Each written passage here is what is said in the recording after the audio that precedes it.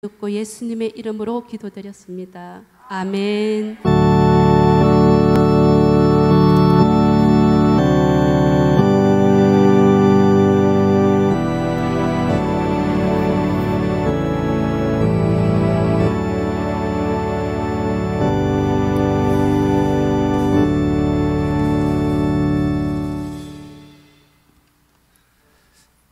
할렐루야. 우리가 이제 찬양 한 장 부르시고 말씀 나누기 전에 우리 나라를 위한 중보기도 또 회개기도를 한번 하기를 원하는데요, 아시는 대로 오늘은 8월 15일 아니겠습니까? 하나님이 그야말로 놀라운 주권적인 역사로 우리에게 선물로 주신 바로 대한민국의 해방이 주어진 그날이 되어집니다. 하나님이 왜 그때 그렇게 주권적으로 아무도 상상치 못했던 그런 방법으로 역사를 하셨나? 왜 그렇겠습니까? 많은 이유들이 있겠지만 우리가 하나님을 믿는 우리가 분명히 알아야 하고 지금도 말할 수 있는 이유가 있다면, 그때 당시 1%도 되지 않았던 하나님을 믿는 백성들, 그들의 기도를 하나님이 들으셨기 때문이죠. 오늘날은 20%가 넘는 교회를 다니는 사람들이 있다 그럽니다. 76년 전에 1%만 못한 20%가 아닌가 하는 생각을 하게 되어지는데, 우리가 꼭 기억해야 될 것은 항상 하나님의 관심의 초점은 많은 숫자에 있는 것이 아니라 하나님의 백성에게 있다는 것, 우리가 잊지 말아야 되겠죠. 오늘 우리가 처한 상황을 정확하게 보여주는 성경 말씀이 있습니다. 요나서 1장 6절을 우리 같이 한번 보실 텐데요, 바로 지금 우리 대한민국이 처해 있는 상황입니다. 같이 보시겠습니다. 읽겠습니다. 선장이 그에게 가서 이르되 자는 자여 어찌함이냐, 일어나서 내 하나님께 구하라. 혹시 하나님이 우리를 생각하사 망하지 아니하게 하시리라. 믿지 않는 자도 위기에 처해 있다는 걸 알았습니다. 바람이 흉룡하고 파도가 치고 곧 죽을 것 같은 그런 위기에 처해 있는데, 그 사람들이 짐을 내다버리고 노를 젓고 모든 수단과 기술을 다 써도 하나님은 기다리고 계십니다. 무엇을요? 하나님의 백성, 그 배에 타고 있는, 그러나 위기에 처한 줄을 모르고 자고 있는 하나님의 백성이 깨어나기를 기다리고 있고, 그가 깨어났을 때 뭐라고 말하고 있습니까? 바다가 뛰노는 것이 곧 그친지라. 하나님이 지금도 기다리고 계신 것이 바로 이것인 줄로 믿습니다. 하나님의 교회가 깨어 일어나기를, 그래서 기도하기를, 그러면 하나님께서 주권적으로 역사하셔서 다시 한번 새 일을 이루어 주실 것을 우리가 믿고 기대하는데, 우리 전에 찬양 부르시고, 우리 함께 기도에 찬양 부르시고, 한 마음으로 우리 나라를 위해서, 또 우리 교회를 위해서, 또 우리의 가정을 위해서 중보하며 회개하는 시간을 가졌으면 좋겠습니다.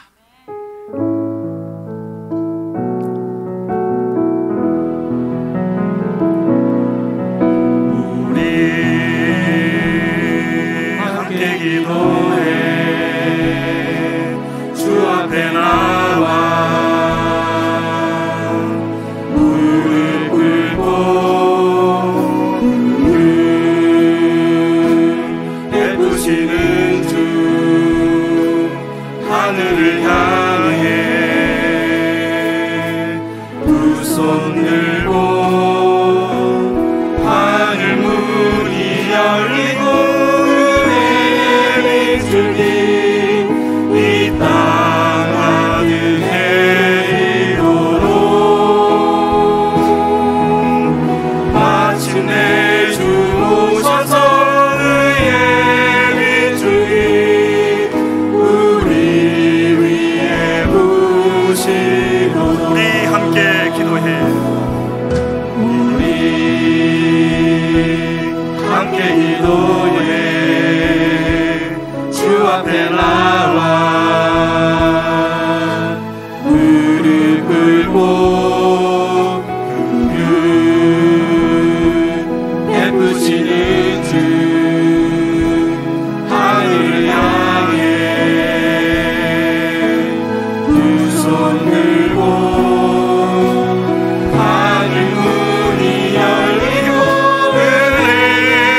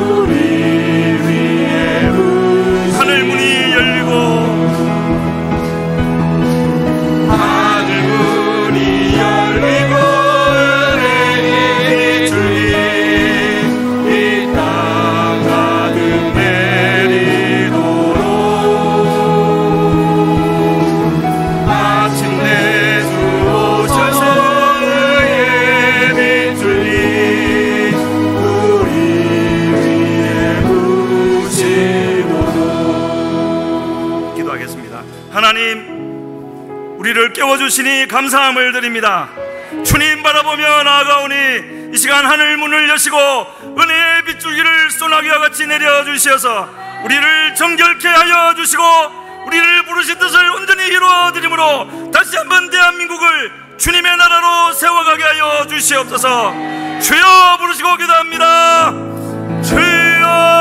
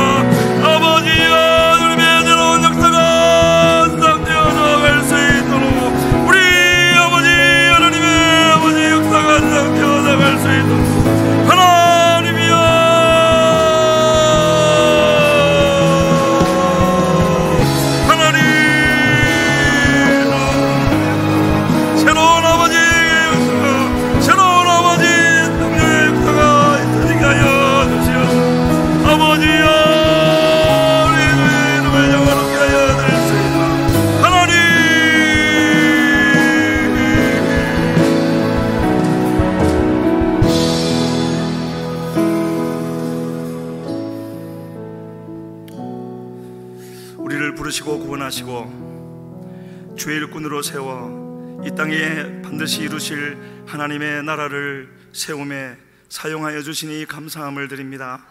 우리의 눈이 오직 주를 향하게 하여 주시어서 세상 것에 쓰러질 것에 없어질 것에 마음 빼앗겨 하나님 헛된 대로 가지 않는 저희들 되게 하여 주시고 이 땅에 우리를 불러 세우신 그 목적이 무엇인지를 분명히 깨달아 알게 하여 주시며 또한 이 땅은 반드시 심판을 받아 없어질 곳이라는 것을 깨닫게 하여 주시어서 주여 우리에게 맡긴 사명 끝까지 온전히 감당케 하여 주시옵소서.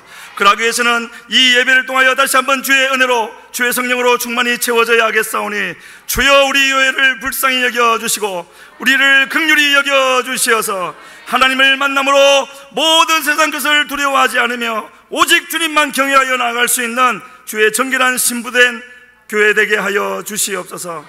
예배의 시종을 주님께 의탁하오며 예수님의 이름으로 기도드렸습니다. 아멘.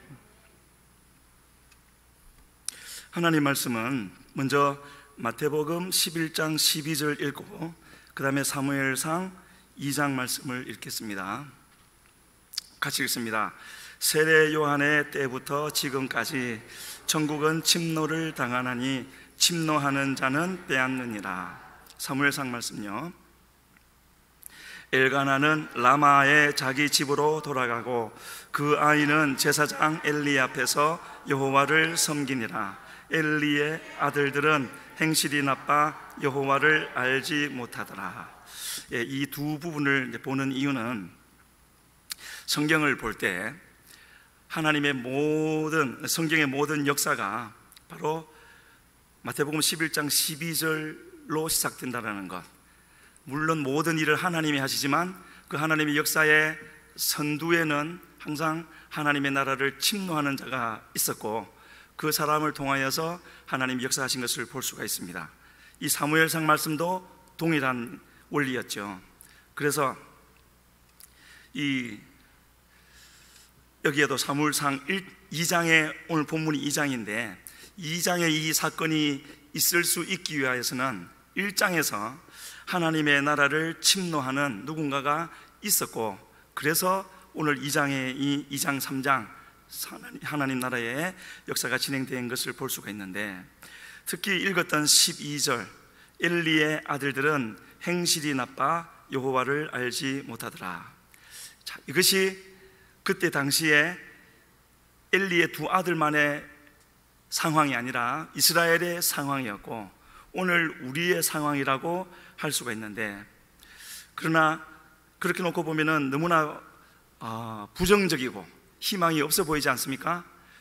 그런데 이 말씀을 선택해서 나누게 되어진 것은 전혀 부정적이거나 비관적이거나 그런 것이 아니라 너무나 희망적이고 하나님의 그런 놀라운 계획이 배어져 있는, 하나님의 놀라운 섭리가 그대로 배어져 있는 그런 부분이라는 것을 깨닫게 되어져서 이렇게 말씀을 나누게 되어졌는데, 다만 한 가지 필요한 것이 있다면, 이 12절 상황이 타게 되어지고 새로운 역사가 앞으로 있을 것인데, 그 전에 누군가가 천국을 침노해야 되는 것입니다. 그래서 그 천국을 침노하는 것이 우리가 되기를 바라는 것이고, 그래서 오늘 이제 본문에 그런 말은 나오지 아니하였지만 제목을 제가 그렇게 잡았습니다. 여호와로 말미암아. 여호와로 말미암은 일이 없으면 여기에서 희망이라고는 도저히 찾아볼 수 없는 것이죠. 그럼 여호와로 말미암으면 왜 희망이 생기겠습니까? 반드시 선을 이루시는 분이시기 때문에. 우리가 그것을 믿느냐 믿지 않느냐의 차이가 있어서 하나님이 이런 분도 되고 저런 분도 되는 것이죠. 하나님은 반드시 선을 이루시는 분이라는 것 우리가 잊지 말아야 될 줄로 믿습니다. 여기서 사무엘이 등장하는 의미를 생각한다면 무엇이겠습니까? 반드시 선을 이루시는 하나님이라는 것을 그대로 보여주는 장면이죠. 어떤 의미에서요? 저번에 한 1년여 전에 한번 나눴었지만은요, 이 사무엘을 거슬러 한 300~400년 거슬러 올라가면은 그 조상이 누구라고요? 고라, 대역 죄인, 반드시 죽어 없어지고 그 가정은 그냥 역사에서 사라져버릴, 지워져야 될 그 대역 죄인의 가정이었던 고라가 그 조상이었습니다. 그런데도 시간이 300~400년 흐른 후에 역대상 6장에서 분명히 기록하고 있는 바와 같이 이 사무엘이라는 사람이 등장하게 되어졌고, 그가 어떤 일을 했는가 우리가 잘 알고 있지 않습니까? 이것이 어떻게 해서 가능하다고요? 물론 하나님 여호와로 말미암은 일이지만, 바로 1장에서 한 사람, 한 나라는 믿음의 사람이 천국을 침노했기 때문에 이 일이 있을 수 있었던 것이고, 아마도 지난 화요일에 이 부분 말씀드렸죠. 화요일 새벽 예배 때요. 그 이어서 지금 말씀드리는 겁니다. 한나는 그랬을 것 같습니다. 성경에 그런 표현은 없지만, 내가 지금 이대로는 살 수 없다, 이 상태로 이렇게 계속 살 수는 없다. 그럼 어떻게 해야 되겠습니까?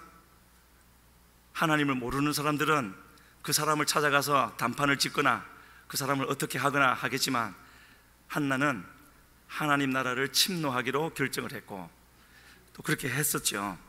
이것이 바로 사무엘이 등장한 의미, 우리에게 던져주는 의미가 되어지는 것이고, 그리고 동시에 사무엘이 등장했다는 것은 엘리 집안이 몰락한다는 것이 아니겠습니까? 그것은 또 우리에게 어떤 의미를 주겠습니까? 엘리도 한 400~500년이 흐르게 되시면, 지금 조금 이따가 보겠지만 하나님은 엘리 집안이 영원히 저주를 받아서 젊은 자들이 다 죽을 것이고 노인이 없을 것이라고, 대대로 영원히 그럴 것이라고 그렇게 말씀을 하셨습니다. 그러나 또 시간이 지난 후에, 그래서 오늘은 우리는 100년 채 잘 못 사는 존재지만 우리를 400년, 500년 그렇게 사는 우리의 삶이 그렇다고 보고 우리의 삶 속에서 새로운 일을 이루어 주실 그 하나님을 바라보면서 이 말씀을 드리는데, 바로 그 엘리 집안에서 예레미야가 나오는 것 아니겠습니까? 이런 하나님. 다만 이 두 사건은 우리에게 제시하시는 바, 하나님께는 모든 것이 가능하다. 이거는 말하지 않아도 당연한 일이죠. 그렇지 않으면 하나님 못 되는 것 아니겠습니까? 그것은 분명한 사실이고 변치 못할 진리이지만, 그럼에도 불구하고 그 하나님이 하나님 되지 못하는 사람이 있는데, 그것은 바로 이 진리를 이 사실을 진리로 누가 믿을 것이냐? 내 삶 속에 하나님께는 모든 것이 가능하다는 것을 입으로는 그렇게 하지만 생활로는, 기도로는, 삶으로는 하지 않는다면 그 사람에게는 아무 소용없는 일이 되는 것이죠. 그래서 사무엘상 1장에서 3장까지 이어지는 내용을 보면은 크게 나오는 한 부분이 엘리는 두 아들을 잘못 양육했다. 그게 지금 전제로 되는 것이죠. 우리의 모습입니다. 그래서 하나님은 그들을 대체할 사람을 세우셨는데 오늘 큰 전제는 엘리의 두 아들 홈니와 비나스도 우리고 하나님이 대체할 한나와 사무엘도 우리라는 것, 이렇게 두고 우리가 말씀을 봐야 되는 것입니다. 그래서 하나님은 새로운 사람, 내가 여기 있는 우리 성도님들이 새로운 사람이 될 때 하나님의 새로운 일이 시작된다는 것을 분명히 말씀하시고 있고, 그래서 우리는 어떻게 하면 내가 홈니와 비나스의 자리에 있었는데, 아니면 홈니와 비느하스를 양육하는 부모의 자리에 있었는데 어떻게 한나와 사무엘의 자리로 옮겨가고 우리 아이들을 사무엘과 같이 바꿀 것인가 하는 것, 거기에 초점을 두고 우리가 봐야 될 줄로 믿습니다. 그래서 2장과 3장에 걸쳐서 엘리의 잘못, 우리 부모 세대가 우리 자녀 세대에게 잘못하고 있는, 그동안 잘못해왔던 그런 모습을 보여주고 있는데, 저는 그렇게 생각을 했습니다. 아니, 주님이 그렇게 깨닫게 해주셨습니다. 이 엘리 집안, 자녀를 잘못 길러서 이런 하나님으로부터 큰 책망을 받고 있는 이 엘리 집안을 향하여서 표현된 하나님의 사랑이 있는데, 그 사랑이 무엇이겠습니까? 2장과 3장에서 나오게 되어지는 하나님의 사람, 또 사무엘을 통하여서 그 집안을 영원히 저주하신다고 하신 그 말씀이 그 집안을 향하여 주신 하나님의 큰 사랑의 표현이었죠. 그 정도로 엘리 집안의 현재 상태는 그런 징계를 받을 수밖에 없는 상황 가운데 있었다는 것을 말씀해 주고 있습니다. 마치 세례 요한이, 또 예수님이 오셔서 처음 외쳤던 것이 회개하라, 회개하지 않으면 천국에 들어갈 수가 없고, 또 세례 받으러 나오는 바리새인 서기관들을 향하여서 독사의 자식들아 한 것과 똑같은 얘기지요. 그랬기 때문에 그들이 바뀔 수 있는, 구원받을 수 있는 길이 열렸던 것처럼 하나님이 엘리 집안을 향하여서도 하나님의 사람을 왜 보내셨겠습니까? 그냥 놔두면 되는 것 아니겠습니까? 사무엘을 통해서 왜 책망을 하시죠? 듣고 돌이키라고요.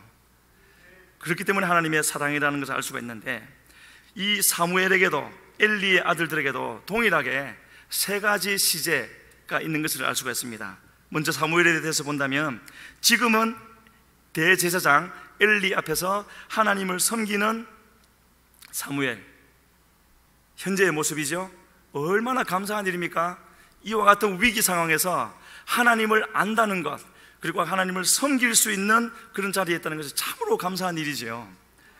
그러나 그 일은 그냥 되어진 것이 아니라 아까도 말씀드린 것처럼 이전에, 과거에 한 사람이 믿음의 연단을 받았고 통과한 바로 그 일이 있었기 때문에 과거에 그 일이 있어서 현재의 사무엘이 있는 것이고, 현재의 이런 모습이 있기 때문에 앞으로 하나님 나라를 위하여 사역을 할, 사역이 펼쳐질 미래가 주어져 있는 것이지요. 마찬가지로 엘리의 아들들도 이 세 가지가 있는데, 그러나 반대의 경우입니다. 현재의 모습은요, 여호와를 알지 못해서 행실이 나쁘다고 평가되어져 있는 그런 자리에 있었고, 왜 그런 일이 있었습니까? 과거에 아버지, 어머니는 지금 전혀 언급이 되어 있지 않습니다. 아버지 엘리의 잘못된 가정교육, 낮에 목사님께서도 말씀하셨지만 모든 신앙교육의 시작은 가정에서 되어지는 것입니다. 그게 하나님의 방법이죠. 그것이 있었기 때문에 현재 이 두 아들의 모습이 있는 것이고, 하지만 이 두 아들은 죽게 되겠지만 하나님의 역사는 거기서 그치지 않고 새로운 일이 이후에 시작되어진다는 것. 그래서 두 사건은 전혀 다른 사건인 것 같지만 공통적으로 우리에게 알려주시는 것이 있습니다. 무엇이겠습니까? 우리가 믿는 하나님을 향하여서 우리는 얼마든지 믿어드릴 수가 있고 신뢰해드릴 수가 있다는 것. 누가 그 믿음을 가지고 하나님을 찾을 것인가 하는 차이는 있을 수 있겠지만, 지금 상황이 어떠하든지 간에 사무엘과 같이 하나님을 섬기고 있든지, 홈리와 비느하스와 같이 행실이 나빠서 하나님을 알지 못하는 자리에 있든지 관계없이 하나님을 찾기만 하면은, 하나님을 바라보기만 하면은 하나님은 새 일을 이루어 주시는 그런 하나님이라는 것을 우리가 분명히 알 수가 있습니다.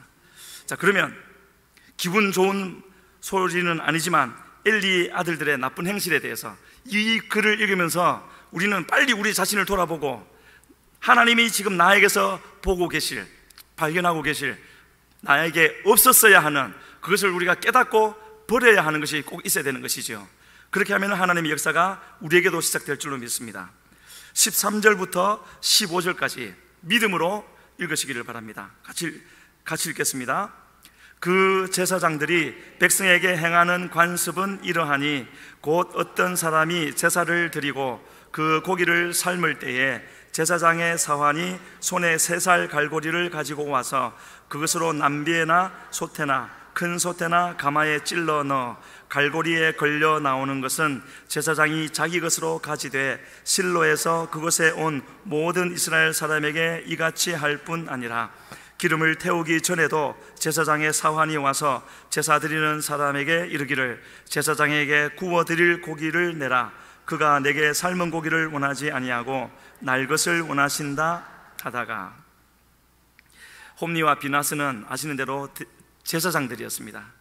처음부터 저런 상태로까지 떨어지지는 않았을 것이라 생각합니다.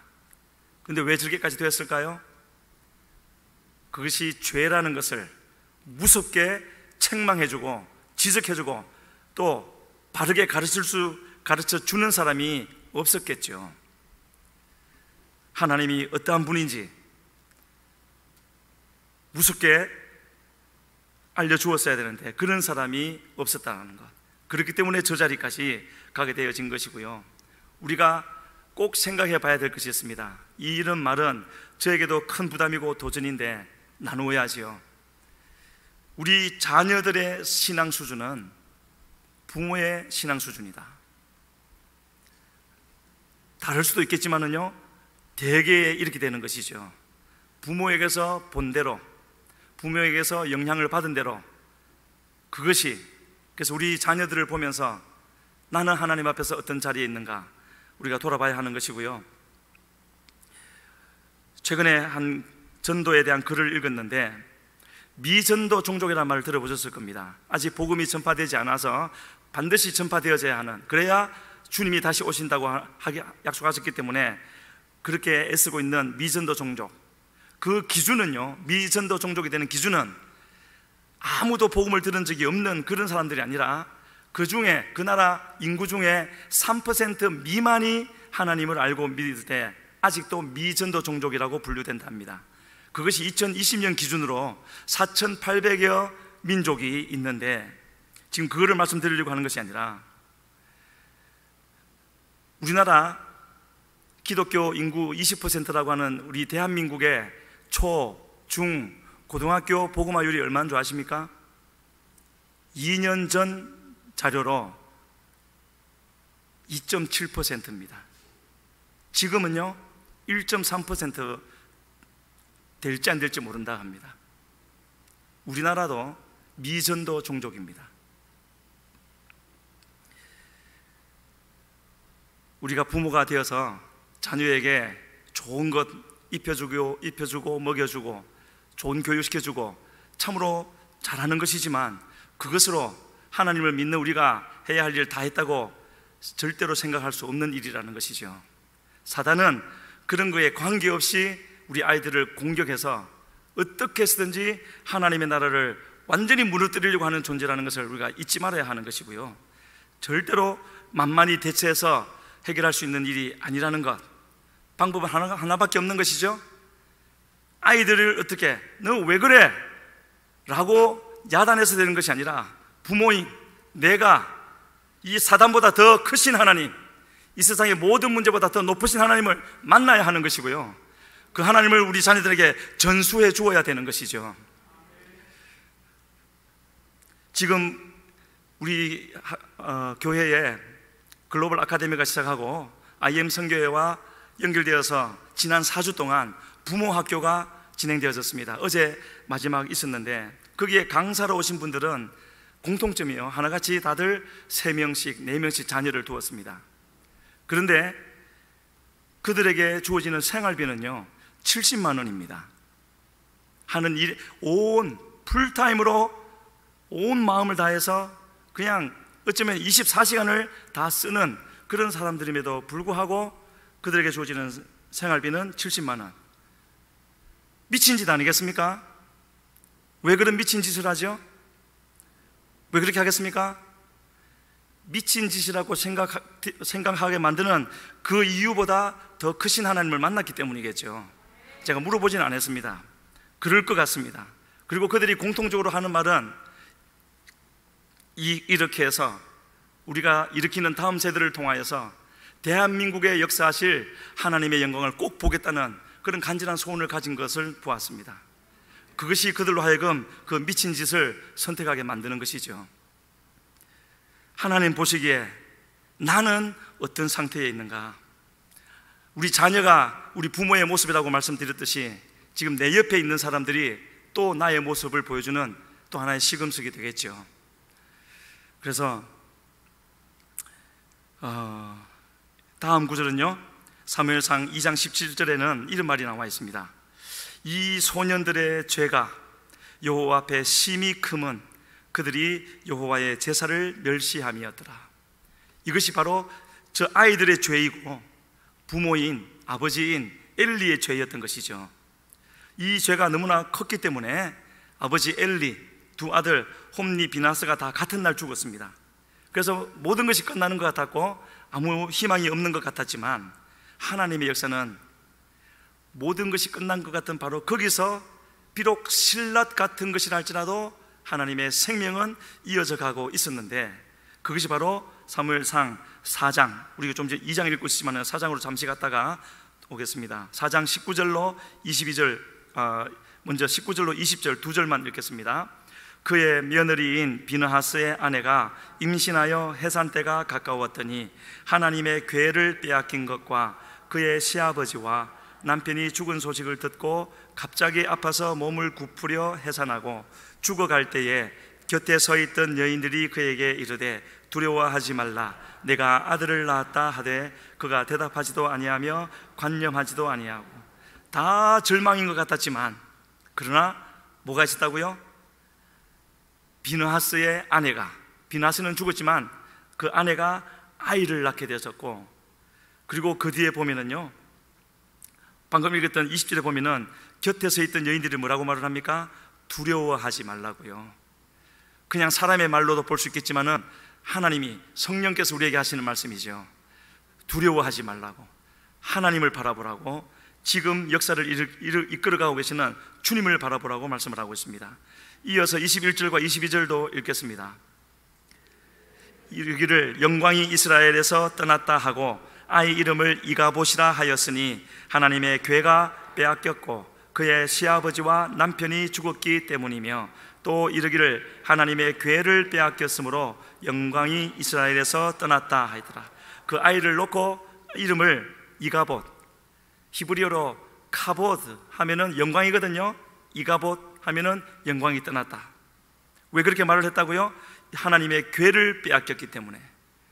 그러나 우리가 또 알아야 될 것은요, 분명히 하나님의 궤가 빼앗겼고 몇 개월 동안 다른 나라에 가 있었지만 하나님의 궤를 빼앗긴 것이지 하나님의 영광을 빼앗긴 것은 아니지 않겠습니까? 하나님의 영광은 우리가 지켜드리는 것이 아니라 하나님이 스스로 지켜내시는 것이죠. 그 빼앗겨서 블레셋 사람들의 땅에 갔지만 무슨 일이 있었는지 잘 아시지 않습니까? 가는 곳마다 그 신상들이 깨지고 넘어지고 전염병이 돌고 그들이 스스로 도저히 이 법궤를 감당할 수 없어서, 하나님을 감당할 수 없어서 다시 이스라엘로 돌려보내는 일이 있었지 않습니까? 다만 문제는 법궤를 빼앗긴 데 있었던 것이 아니라 하나님을 온전히 믿어드리는 사람이 없었고, 그래서 법궤가 돌아오기는 했지만은요, 단 몇 개월 만에 돌아오기는 했지만 그 법궤가 수도로, 왕궁으로, 성전으로 돌아오지 못하고 기랏 예아림에 있는 아비나답의 집에 들어가서 무려 100여 년이나 거기에 머물게 됩니다. 왜 그렇겠습니까? 하나님의 사람이 준비가 되지 않아요. 언제 준비되어졌죠? 다윗이라는 인물이 나오게 될 때, 그제서야 법궤를 모셔오게 되고 그 유명한 다윗의 장막을 이루어서 마지막 성령이 오셔서 오순절 역사가 일어났을 때 이 다윗의 장막의 예배를 통하여 모든 이방이 돌아올 것이라고까지 약속하신 것이 바로 그때에 이루어지고 있는 것입니다. 그래서 하나님의 일은 하나님께서 하시는 것이지만, 그러나 그 시작점은요, 하나님의 사람이 준비되어질 때, 그렇기 때문에 우리는 우리 자신을 주님 앞에 돌려드리면서 주님을 바라보면서, 하나님 나를 준비시켜 주시옵소서, 우리 해운대 순복음교회를 준비시켜 주시옵소서, 그리고 이루시고자 하는 그 일을 반드시 이루어 주시옵소서. 지금 글로벌 아카데미를 통해서 세운 우리 7명의 아이들과 또 오후반에 공부하는 3명의 아이들까지도 하나님 준비시켜 주시어서 새 일을 이루어 주시라고 우리가 온 마음을 다해서 기도하며 그들을 돌봐야 되지 않겠습니까? 그것이 지금 우리에게 주어진 사명 중에 한 가지가 되어질 것 같습니다. 그래서 다시 사무엘의 가정으로 돌아온다면요, 2장 18절에 이렇게 말을 하고 있죠. 사무엘에 대해서, 사무엘은 어렸을 때에 세마포 에봇을 입고 여호와 앞에서 섬겼더라. 참으로 복되고 또 복된 그런 표현이죠. 세마포 에봇을 입고 여호와 앞에서 섬겼더라. 우리 아이들을 저렇게 키울 수 있다면 참으로 그거는 더 이상 바랄 것이 없는 그런 모습이 되어질 것 같습니다. 말씀드린 대로, 그러나 이러한 것은요, 이러한 일이 가능할 수 있었던 것은 무엇 때문이라고요?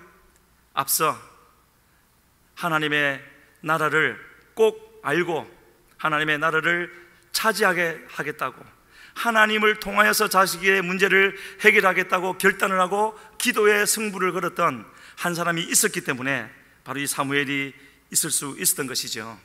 그렇지 않았다면 사무엘이라는 이름을 가진 아이는 태어났을 수 있겠지만 그 아이가 어떤 아이가 되고 어떤 삶을 살았을지는 아무도 장담할 수 없는 것이죠. 아마도 두 엄마 한나와 브닌나의 싸움 속에서 혼란스러웠을지 모르겠습니다. 잘 아시는 대로 그 과정을 거쳤을 때, 다 지났을 때 하나님은 한나를 돌아보시고 세 아들과 두 딸을 더 주시지 않습니까?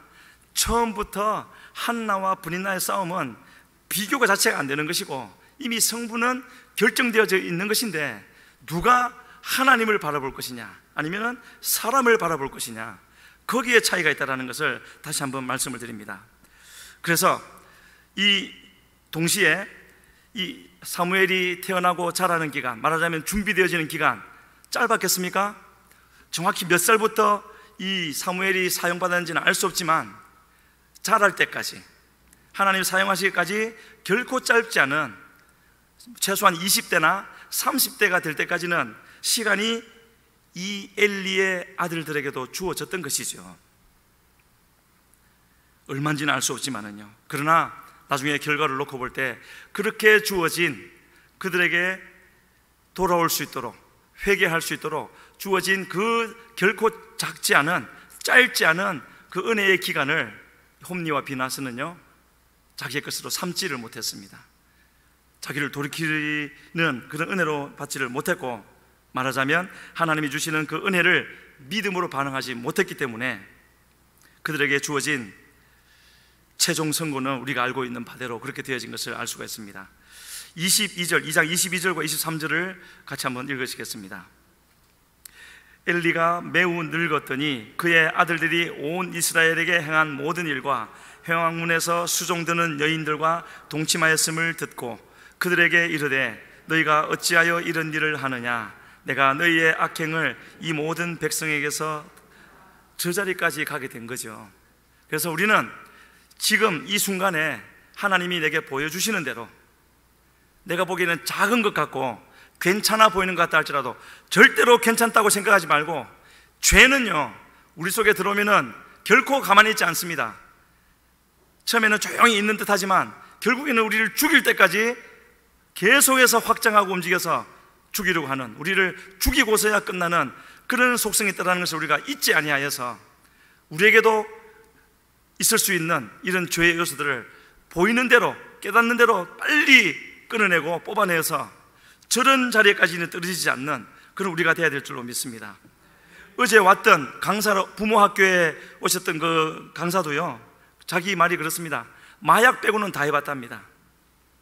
자기 친구 중에 한 명은, 같이 늘 다녔던 한 명은 다른 사람을 칼로 27번 찔러 죽여서 감옥에 들어갔고, 자기도 그 자리에 있었어야 되는데 하나님이 빼내 주신 것 같다고. 그런데 그분이 하나님이 지금 변화시키셨어요. 목사가 되고요, 평택순복음교회 협동 목사가 되어져서 거기에 주일학교 아이들을 책임지고 부흥시키기 위해서 오늘부터 사역하러 갔다고 그랬습니다. 하나님께는 이런 일이 가능한 것이죠.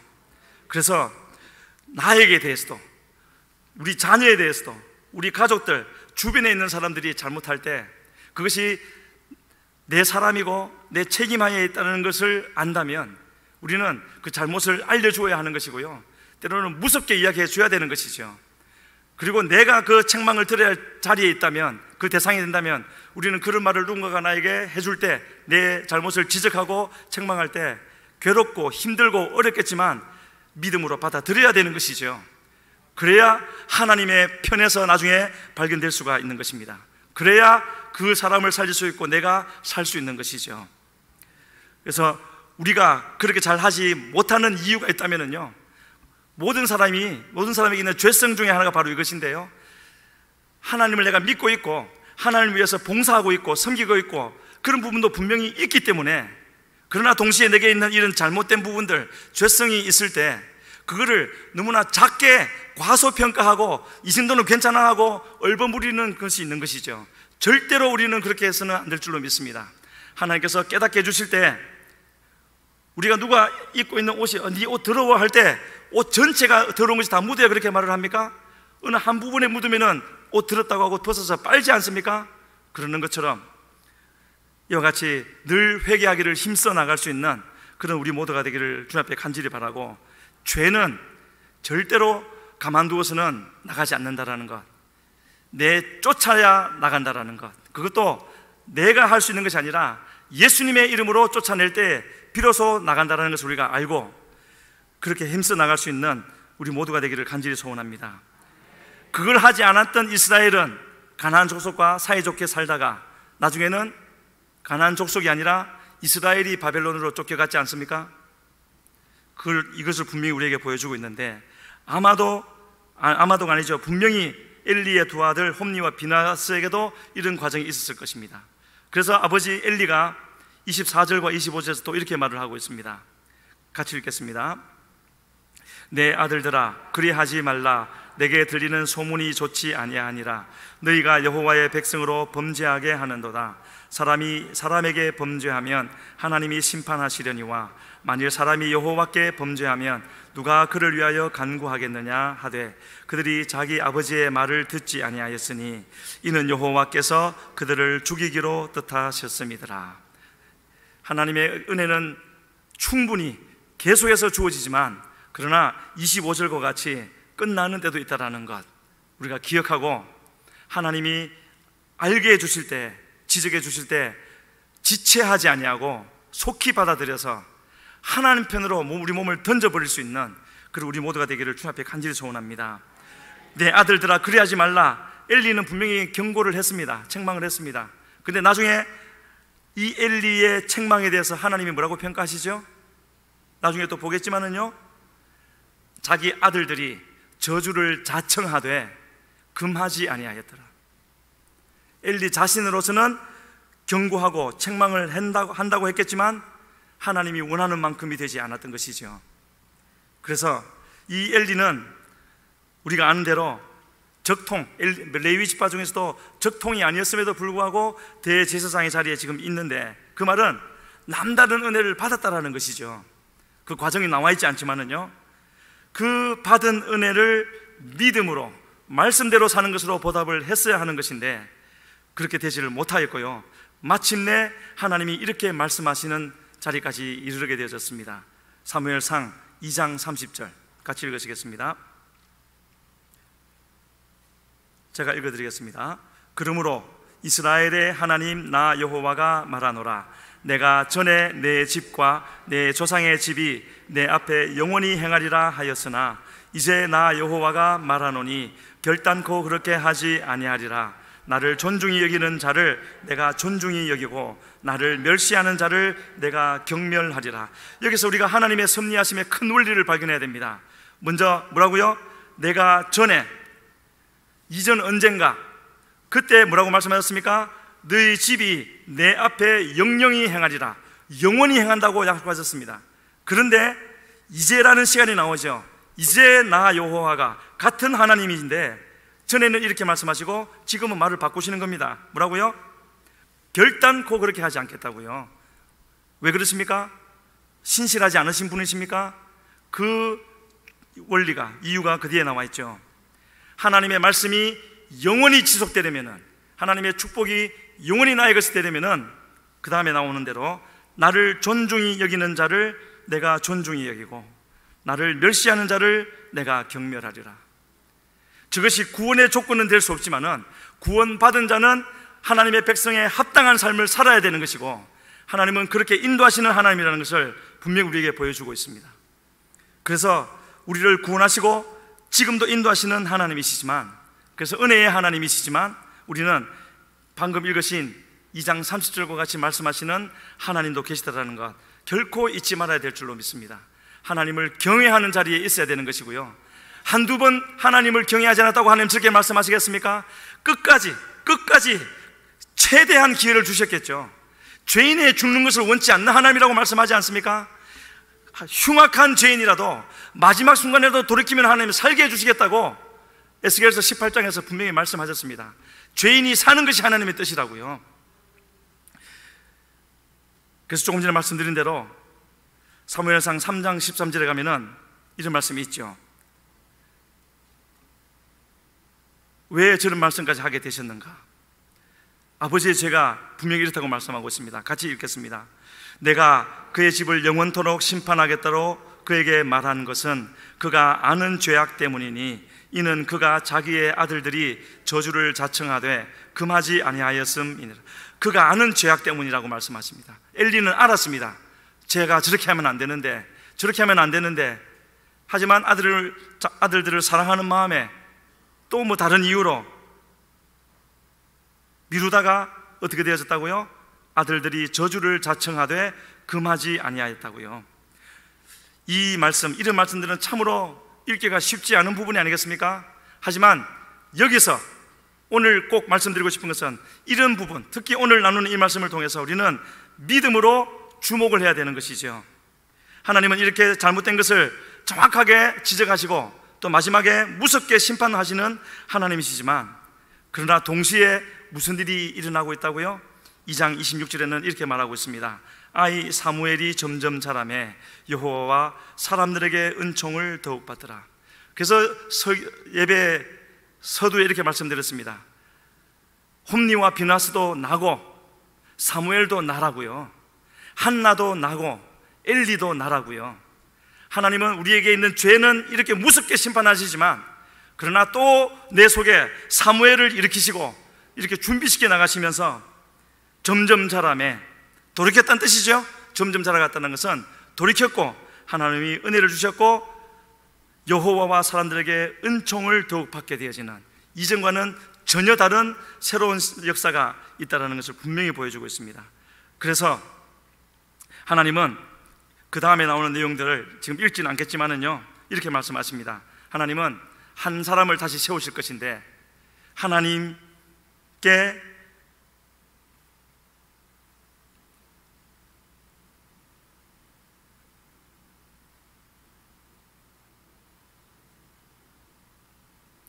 넘어가서요, 이런 사람을 세우실 것이라고 말씀하고 있습니다. 35절입니다. 내가 나를 위하여 충실한 제사장을 일으키리니 그 사람은 내 마음 내 뜻대로 행할 것이라. 내가 그를 위하여 견고한 집을 세우리니 그가 나의 기름 부음 받은 자 앞에서 영구히 행하리라. 여기서 우리가 꼭 두 가지를 알고 가야 됩니다. 첫 번째는요, 하나님은 아무나 세우는 것이 아니라 누구를 통해서도 역사하실 수가 있고 어떤 사람도 다 쓸 수가 있는 하나님이시지만, 그러나 여기서 어떤 사람을 세우신다고요? 나를 위하여, 하나님을 위하여 충실한 제사장, 충실한 제사장이 될 수 있도록 이미 그 이전에 은혜를 베풀어 주시는 것이죠. 그리고 충실한 제사장을 일으키시는 것, 그리고 그 충실한 사람은요, 내 마음 내 뜻대로 행할 것이라고요. 하나님의 마음과 하나님의 뜻을 알고 그대로 행하는 사람을 일으키신다고요. 우리의 기도 제목이 돼야 되지 않겠습니까? 그리고 또 한 가지, 그 뒤에 뭐가 나와 있나요? 내가 그를 위하여 견고한 집을 세우리니. 하나님이 우리를 위하여 견고한 집을 세우신다고 말씀하고 있습니다. 뭘 말씀해 주시는 것이죠? 우리가 힘써 행할 일은 내가 스스로 내 집을 세우는 것이 아니라는 것입니다. 하나님 앞에 충실한 제사장이 되어지기만 하면은 하나님이 우리를 위하여 견고한 집을 세워주셔서 영구히 하나님 앞에서 기름 부은 자가 되어져서 행하게 해 주실 것이라고 말씀하고 있지 않습니까? 얼마나 우리로서는 감사하고 간단한 일입니까? 하나님만 바라보면 된다고 말하고 있습니다. 우리 보고 무엇을 채우라고 하고 자격증을 따라하고 키도 더 커야 되고 뭐도 잘해야 되고 그렇게 해야 쓰시겠다고 하면 우리가 얼마나 힘들겠습니까? 그러나 하나님은 단 한 가지, 하나님이 주시는 은혜를 믿음으로 받고 그 하나님 앞에 충성되기만 하면, 하나님이 가장 귀중한 분이라는 것을 확인하고 나서는 그 믿음만 붙들고 나가면은 하나님이 우리를 계속해서 더 은혜를 베풀어 주시고 우리를 위하여 견고한 집을 지어 주셔서 이 땅에 있을 동안에 아무 걱정하지 않고 살다가 주님 나라에 이르겠다고 약속해 주고 있지 않습니까? 이렇게 은혜를 베풀어 주시는 하나님이신데 우리는 더욱더 감사하면서, 비록 우리의 육신은 힘들 수도 있고요, 어려움을 당할 수도 있겠지만 이 하나님을 내 하나님으로 믿기로 작정을 했다면 우리 시간에 다시 한번 하나님을 바라보면서 주님, 내 마음이, 주님을 향한 내 마음이 온전히 열려지게 하여 주시고 하나님을 믿는 믿음이 반석 위에 굳게 세워지게 하여 주셔서 사단이 어떠한 공격을 해와서 나를 흔들려고 넘어뜨리려고 한다 할지라도 넘어지지 않게 해 주시옵소서, 흔들리지 않게 해 주시옵소서. 그 기도만 하고 나가면은 주님이 한 걸음 한 걸음 인도해 주신다는 말씀 아니겠습니까? 참으로 감사한 일이고요. 지금 하나님은 이런 한 사람을 세우기를 원하십니다.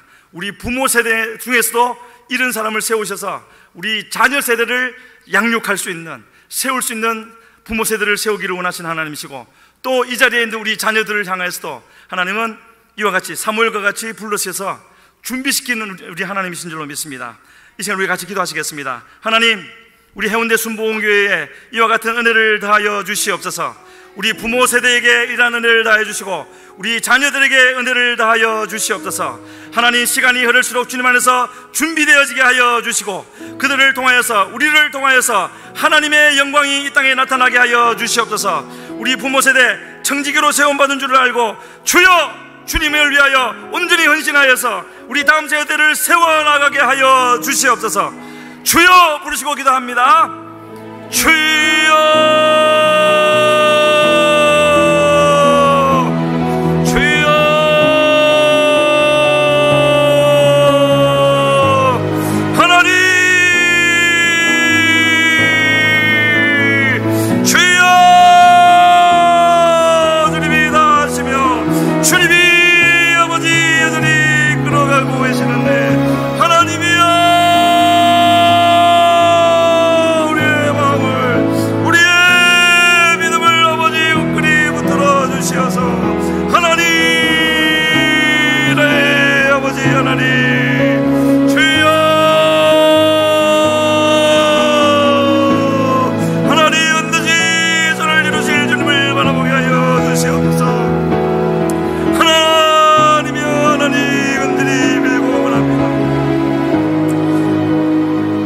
다시 한번 기도하겠습니다. 하나님, 오늘 이 시간 나를 만나 주시옵소서. 가장 크신 하나님을 만나게 하여 주시옵소서. 가장 높으신 하나님을 만나게 하여 주시옵소서. 그러므로 앞으로는 어떠한 것도 내게 문제가 되지 않게 하여 주시고 나를 만나는 모든 사람, 우리 자녀, 우리 주변의 사람들, 친구들 모두에게 이 하나님을 증거할 수 있게 도와주시옵소서. 주여 부르시고 기도합니다. 주여.